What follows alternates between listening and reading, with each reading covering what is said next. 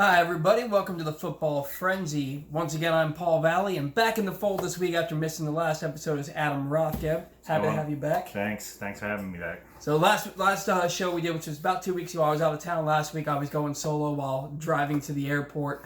But this week we're back at our normal spot, talking about the Ravens going to be playing the Patriots, the biggest game of the year to date this week. They're coming off a big win over the Seahawks, and it was a win where Lamar Jackson put the team on his back. It was very impressive. He traveled to the Great Northwest, rainy, drizzly weather up there in Seattle. Tough crowd to play against with, some of the offensive line problems we've had with pre-snap penalties, and Lamar handled himself like a true pro. I mean, he literally just said, you know what, guys, we're not going up here we're not coming all the way this way without coming back with a win, going into bye week, feeling good about ourselves, cement ourselves at the top of the division, and let's get ready to face the best team in football, the New England Patriots. Right, and he rushed for over 100 yards for the second straight game. 9 of 20 for 143 yards, but that doesn't tell the tale of how that game went, because there were 6 drops in that game, including a number by Mark Andrews. 3 of them. You're looking at 15, 16 completions for well over 200 yards. Easy. Those balls aren't dropped. Now, like you said, the elements were against them with the rain and the wind up there. Receivers had to come down with the football. Yes. But Lamar Jackson, that offense really wasn't getting anything going. They were settling for field goals, 4th and 2, and that was a turning point in the game when they send the field goal unit onto the field, call a timeout. Harbaugh asks Lamar if he wants to go for it. And we've all seen the video. Hell yeah, coach. Let's go for it. Right. Port the Marchionda. You want to go for it? Yeah, I want to go for it. Let's go for it. And that right there, I think, is the epitome of when this team really became Lamar Jackson's. Even to the coach. John Harbaugh, in that moment, let him make the decision to say, you know what? We're going for this, coach. Let's go do it. We're not going to fail. And what does he do? Runs a quarterback power play. The whole Seattle Seahawks defense sidelines got to know he's the one getting the ball. Right. And they still cannot stop the man. He was getting in that end zone one way or another on that play. Well, right. He wasn't... They needed 2 yards for the first down. He went above and beyond, got the 2 yards, and then got the extra 6 and got himself into the end zone. Team never looked back. Marcus Peters, the newest acquisition, newest Raven, first game in that Raven secondary. Huge play. Picks off Russell Wilson for the first time all year, takes it back for a touchdown. Then the Seahawks are down by 10 late in the fourth quarter, trying to drive down the field. Marlon Humphrey recovers a fumble, takes it back for a touchdown. Ravens' first 2 defensive touchdowns of the season. Could have come at a better time. They ended up beating the Seahawks 30-16 and putting a statement on this season saying, hey, we're for real. We're not frauds, as the ESPN pundits are saying. Oh, yeah. This Ravens team is here, and they're giving New England their biggest test to date, right? This is going to be... Now, we've had our test with Seattle on the road. Mm-hmm. It was a big test for us, and we shone through with shining colors. I mean, it was brilliant defensively what we did. Offensively, there was some stuff left on the field, yes, but defensively, by far, with the exception of the Miami game, which you can kind of throw an asterisk next to because of how bad that team is, but the defense showed out. They got pressure. They might not have sacked Russell Wilson but one time, but they got pressure on him, consistent pressure on him. Made him move, made him run, made him throw quicker than he wanted to. Big defensive plays all over the field, and we showed out the way our Ravens defense, the Ravens defense is used to showing out. Now you're going up against a Patriots team who, by and large, and a lot of people are still saying, they haven't faced anyone yet. I mean, no, you can look at this schedule. I mean, it's a pitiful array of teams and quarterbacks, mind you, that they've gone up against since the beginning of the season. I mean, the Steelers, the Redskins, the Giants. They just beat the Browns 27-13, and even though the Browns kind of cost themselves a lot in that game with some bad turnovers by the running back Nick Chubb, but it's going to be interesting to see what kind of a game plan Bill Belichick and that defense come up with to try and rein in Lamar Jackson on Sunday night. Well, you mentioned that Browns game, those turnovers. The Browns turned the ball over on 3 consecutive plays. I have never seen that. They literally turned the ball over on 3 straight plays, one of which was returned for a touchdown, that first Nick Chubb fumble, where his lineman kicked the ball out of his hands. The third turnover that ended up resulting in a Patriots offensive touchdown was a shovel pass. It was supposed to go to Landry, apparently. I don't know what the hell he was doing there. Baker, I'm dangerous, Mayfield just throws the ball right into the defender's hands, and they end up scoring an offensive touchdown there. I think it was Edelman's first touchdown of the game. Yes. This Browns team keep shooting themselves in the foot. Baker Mayfield leads the NFL in interceptions. He's popping off at the mouth again to reporters and anybody who he wants to attack without putting any blame on himself at any point this season. They gift-wrapped a game to the Patriots, who, trust me, they don't need any help. No, they don't. Not with that defense they have going over there. And like I said, they haven't faced the best offense in the league. Pretty much every offense they faced in this season so far is in the bottom half of the league in scoring and total offense. So they're not going up against juggernauts. You know, the defense is good. You can't take away the numbers. Number 1 overall in points per game allowed. Number 2 in yards per game allowed. You know, number 1 against the pass. They're number 4 against the rush. Their numbers are 19 interceptions on the season. Mm-hmm. I mean, takeaways. That's astronomical. Mm-hmm. Through 8 games? 8 freaking games. This secondary has 19 interceptions. There are some teams that go 3 and 4 seasons without getting 19 interceptions in a year. Mm-hmm. So the numbers dictate themselves. But the Browns and that loudmouth damn quarterback who I cannot stand. Ooh, I think we have a segment of shade here. This SOB, just to see him today popping off against about a reporter asking him a question about the game, and just to dictate down to him like, who the hell are you to ask me a question? Well, my job is to ask you any and all questions. Who the hell are you, a 2-5 quarterback who leads the league in interceptions since last season when he first started, to be running and chirping and doing a whole lot of this, blaming the refs last week? The refs need to get better. We all know the refs need to get better. You're the quarterback. You're the leader. What the hell are you doing running your mouth as much as you are? Because, 1, your play sucks. You're the worst completion percentage for all starting quarterbacks in the NFL this year. Twice as many interceptions as touchdowns thrown. You've looked like pure garbage. The league has figured you out. You're too worried about making freaking commercials with your girlfriend about staying at home in Cleveland Brown Stadium. Dude, you should have been putting in the work like Lamar Jackson did this offseason. But no, you were too busy being a celebrity, and now it's starting to show. And I hope, keep getting your rear end beat in every single week for the rest of this year. I don't care if you get better next year, but for this year, you need to get put in your place. Stop trying to say, this is how I've always been, blah, blah, blah. No, it's how it's always been because you were on top. You're a front runner. Now you're getting your ass kicked, and this is what's happening. Now you're starting to see what the NFL is all about. You run your mouth, people are going to shut you up. Yeah, right now it's a put up or shut up for Baker Mayfield, and he needs to shut up so that he can put up. Yes. But getting back to that Ravens-Patriots game again, biggest game of the year. Patriots facing their first real tough test. You talked about the scoring offense. They're number 1 in the league in points per game, 31.3. Ravens second in the league, 30.6 points per game now. But you also have to factor in that that's accounting for 6 New England defensive touchdowns. Yes, which is also stupid. 6 defensive touchdowns in 8 games. That is, teams go 5 years without scoring 6 defensive touchdowns. They have 42 points just on defense this year. And you take that out of the equation, they're tied for 11th in the league in points per game on offense at 26 with the Seattle Seahawks, the team the Ravens just beat. Ravens offense is number 1 scoring offense in the NFL right now, 30.6 points per game. This game is going to come down to, in my opinion, who holds on to the football. Yes.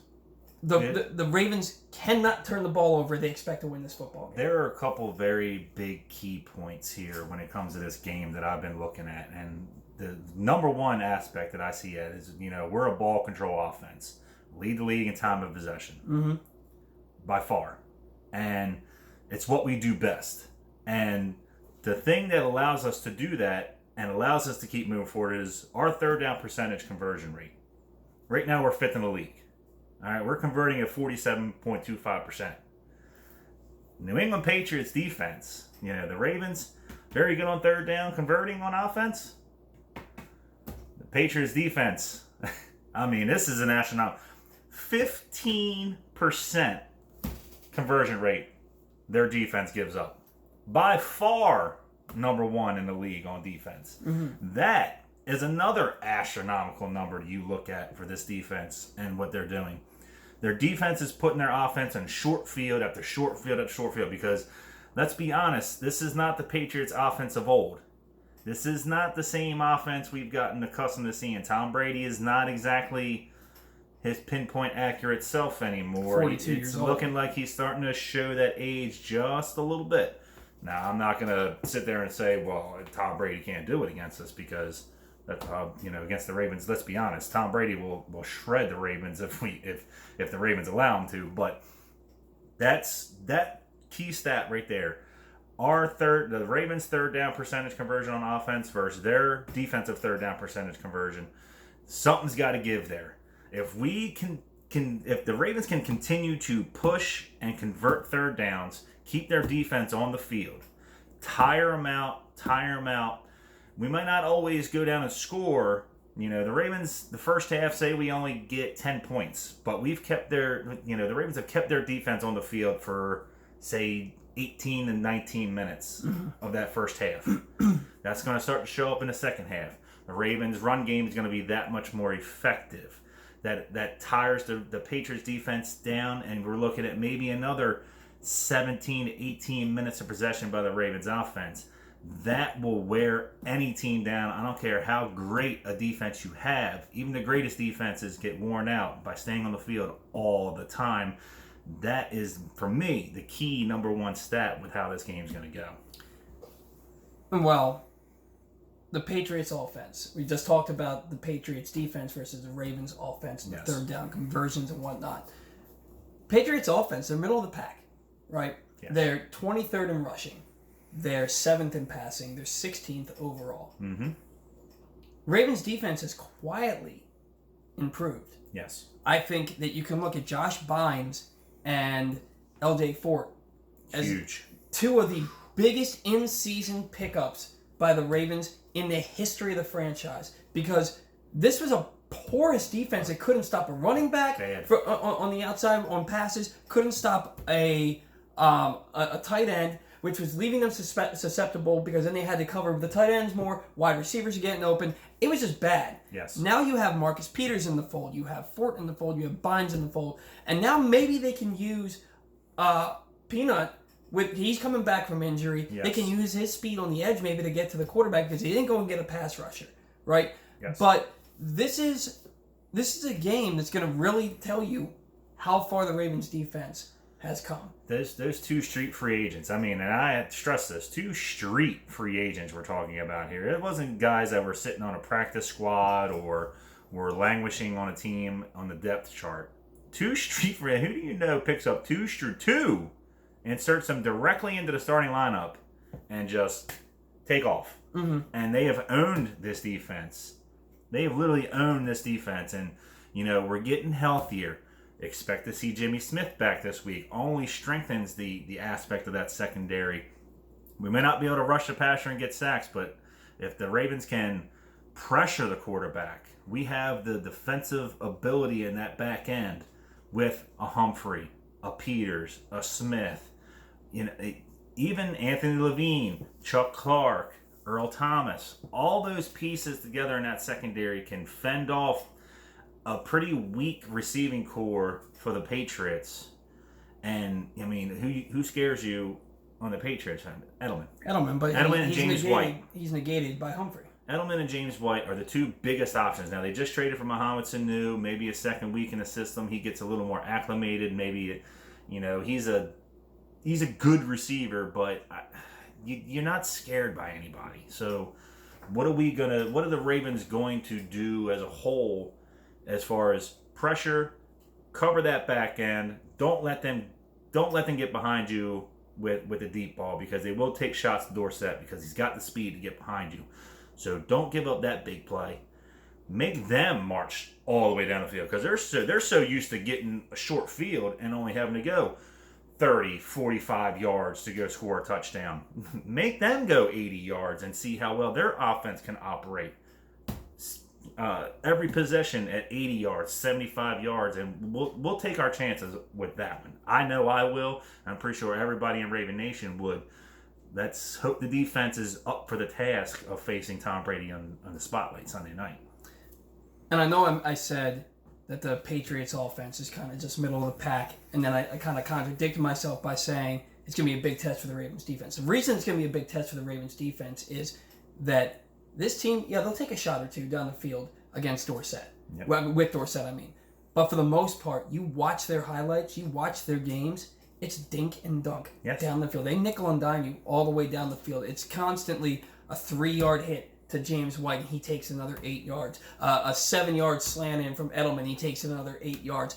And that's where the Ravens have been susceptible on defense all year. Is, like I said, covering those running backs out of the backfield, covering those tight ends. And a credit to Fort and Bynes, they've really helped lock that up a bit. In really well. You know, but I think that's going to be a big test because the Patriots do it better than anybody else. They do, and it's actually kind of funny. You look at the Ravens offense compared to the. People say, you want to pressure Lamar and you want to force the ball out of his hands as a passer. Well, the Ravens offense is a dink and dunk offense for the most part. Especially when we haven't had Marquise Brown on the field. Now, hopefully he's back this week, which, it looks like he's practicing. It looks like it's going to be happening. But we can think, the Ravens can dink and dunk you. Mm-hmm. And that's so frustrating, which is why we lead the league in time of possession. It's so frustrating. You can get Lamar into a 3rd and 9. You can play the perfect defense. Everybody's covered. You get an edge rusher come around, he slips out of that tackle and then right around the edge and picks up 10. It's devastating to a defense. The Patriots have been the best in the NFL for 20 years, basically, of doing this dink and dunk, with the exception of, that couple of years when they had Randy Moss and were just lighting up yardage totals all over the NFL. But it's going to be a nice little taste of their own medicine back at the Patriots with the Ravens offense. The Patriots, with Edelman and that James White, that 2 combinations by far lead the team in targets. It's stop those 2 and you take your chances with the rest of the team. I mean, you pretty much eliminate them 2. Who's gonna do whatever to you to hurt you? I'll take my chances irregardless. Mm. And so this game, not a must win. Right, you saw them facing the Seahawks, facing the Patriots on the schedule back to back, and you're thinking, if they can somehow pull out one of those games, we'll be happy about it. Yes. Now we were talking a lot about the Browns and Baker Mayfield. The Browns aren't even the biggest threat to the Ravens right now. It's the Steelers, who are 3-4 right now. Now look, they haven't beaten anybody of note except for the Chargers, who were an early season Super Bowl favorite, but are playing pretty poorly right now. Oh, bad. But the Steelers, they just worked over the Dolphins. They were down 14-0 early, but ended up scoring 27 unanswered points. Mm-hmm. They have a game coming up with Denver this week. Denver, who just put Joe Flacco conveniently on IR after, or not on IR, but he has a herniated disc, they say, after being very critical of the coaching staff. That's a team has a solid defense that can make up for whatever it is that Mason Rudolph lacks, because he's not great. He didn't have his best game against the Dolphins. That's one of the worst teams. That's the worst team in football next to the Bengals.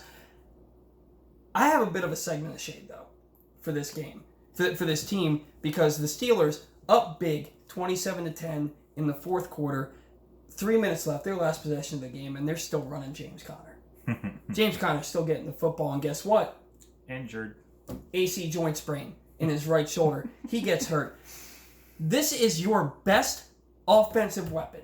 Don't give me Juju Smith-Schuster. Your best offensive weapon is James Conner. You are now closer than any other team in the division to the Baltimore Ravens. And the Ravens have a tough schedule coming up. You can really get yourself back into the thick of this race. Yeah. And you're running your best offensive player when you're up by 2 scores with 3 minutes to go in the game. What are you doing?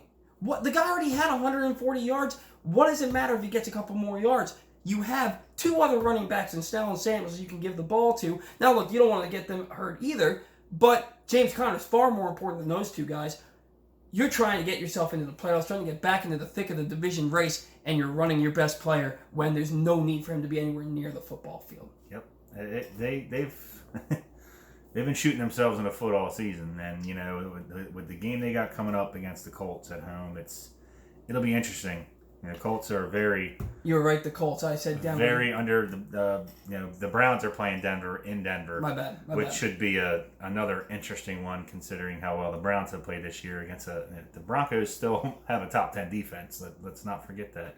They may be struggling at the quarterback position, and their offensive philosophy, which Joe Flacco so succinctly pointed out as pissed off Joe, because we never really saw that here. But he really let it fly at that press conference after the game Sunday. So the Steelers with the Colts coming in, a solid defense, a great running game. Jacoby Brissett has stepped right in and hasn't really missed a whole lot of a beat with that team. And Colts are a dangerous team. I don't see how the Steelers pull it out. Maybe they do. If they do, more power to them. If they don't, good for us. Yeah, in both scenarios, either the Colts win and the Steelers are further back in the division, or the Steelers win. If the Ravens pull out a victory, the Ravens then jump into that number two seed. Now, they have a tough schedule coming out. Might not stay that way, but you'd rather have that than the adverse. Oh, you definitely want that instead of, if you're in the catbird seat, do whatever you got to do. You win Sunday night. The Ravens take care of business Sunday night. You're in the catbird seat. Mm-hmm. You're sitting pretty. You're sitting pretty. You're going into the game against the Bengals, and you're playing against a rookie quarterback at that point in time who, after they just sat Andy Dalton on his birthday. Yeah. How about that for a birthday present? Hey, Andy, happy 32nd birthday. By the way, you're no longer the starting quarterback of the Cincinnati Bengals. That's a tough blow for them, but we'll see what happens with that. Absolutely. Now, we only have a couple of minutes left, so we're going to get right into our predictions for this game. Adam, as usual, I'm going to let you go first. Well, this is biggest game of the year, biggest game in a few years for the Ravens, to be perfectly honest, as far as, how well we've been playing and how well the team we're playing against has been playing. Defense of the Patriots is highly impressive, even with them playing against subpar offenses. It's going to be interesting to see what their defensive alignment and what their scheme's going to be to stop Lamar. Are they still going to play a whole lot of man, which is what they love to do with them press corners that they have? If you play a lot of man and you don't get to Lamar, then you're opening it up for big chunk yardage for Lamar to run behind you in. If you play a lot of zone and you try to rush him and you spy him and he starts throwing the ball over the field like he did against Miami, then you're opening yourself up for that. I'm looking at... It's going to be a close one. 21-20. Ravens pull it out. You're a little bit more positive about this game than I am. I think the Ravens need to play their perfect game to get a win here.